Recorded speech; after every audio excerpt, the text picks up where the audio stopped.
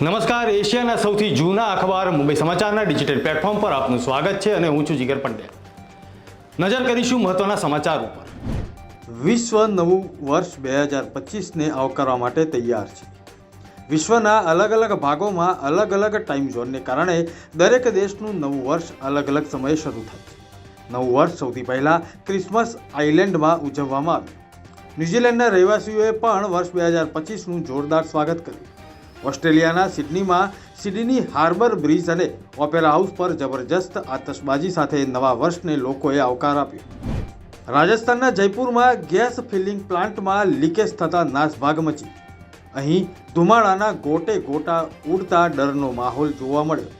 આ plant seeker road number 18 પર આવેલો છે અને ત્યાં ટાંકીઓમાં કાર્બન ડાયોક્સાઇડ ગેસ ભરવાનું કામ થઈ રહ્યું હતું। ઘટનાની જાણ થતાં જ પોલીસ અને સિવિલ ડિફેન્સની ટીમ સ્થળ પર પહોંચી ગઈ છે।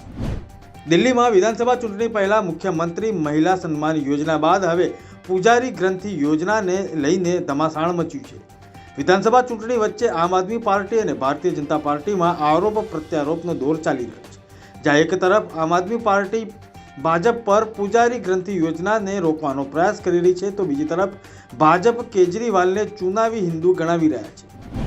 ગુજરાત પોલીસે સુરતમાં દારૂ પીને બહાર ફરતા 350થી વધુ લોકોને પકડ્યા। હાલ 31સ્ટની ઉજવણી ચાલુ છે, ત્યારે ગુજરાત પોલીસ એકદમ એક્ટિવ છે। સુરતના તમામ એન્ટ્રી પોઈન્ટ પર સઘન ચેકિંગ હાથ ધરવામાં આવ્યું। સુરતના સેક્ટર 2 વિસ્તારમાં ચેકિંગ દરમિયાન ઝોન 3, 4 અને 5 વિસ્તારમાં સ્પેશિયલ ડ્રાઈવ કરવામાં આવી હતી। આ સિવાય અઠવાડિયામાં સુરતના સેક્ટર 2 વિસ્તારમાંથી કુલ 56 જેટલા બુટલેગરોની અટકાયત કરવામાં આવી છે।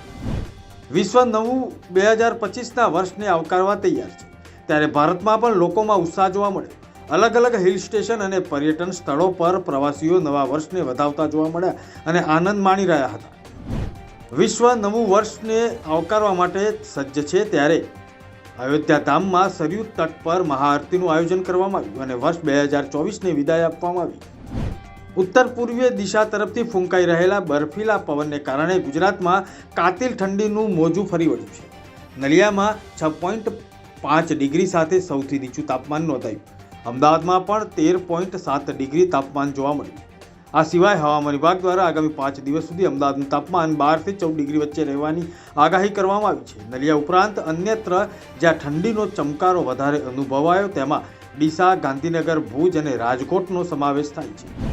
જોશીમઠમાં મ્યુનિસિપલ કોર્પોરેટર દ્વારા સ્નો વોરિયર્સ તરીકે ઓળખાતા પર્યાવરણ કાર્યકર્તાઓ દ્વારા ઓલી અને ચમોલીમાં પ્રવાસીઓ દ્વારા ફેંકવામાં આવતો પ્લાસ્ટિકનો કચરો એકત્રિત કરવામાં આવ્યો। તેમણે પ્રવાસીઓને પર્યાવરણને સ્વચ્છ અને સુઘડ રાખવાની અપીલ પણ કરી। સમગ્ર હિમાચલ પ્રદેશ શીત લહેરોની લપેટમાં છે। રાજ્યના પહાડી વિસ્તારો સહિત અનેક સ્થળોએ તાપમાન 0થી નીચે નોંધાઈ રહ્યું છે, જો કે પ્રવાસીઓ બરફ વર્ષાની મજા માણી રહ્યા છે। જમ્મુ કાશ્મીરના પૂંચમાં ભારે બરફમાં 10,000 ફૂટની ઊંચાઈએ તૈનાત ડોડા બટાલિયનના જવાનોએ દરેકને ન્યૂ યર 2025ની શુભેચ્છાઓ આપી। તેઓએ એલઓસી પર આતંકવાદ પ્રભાવિત વિસ્તારોમાં અત્યાધુનિક સાધનો સાથે ખડે પગે તૈયાર છે।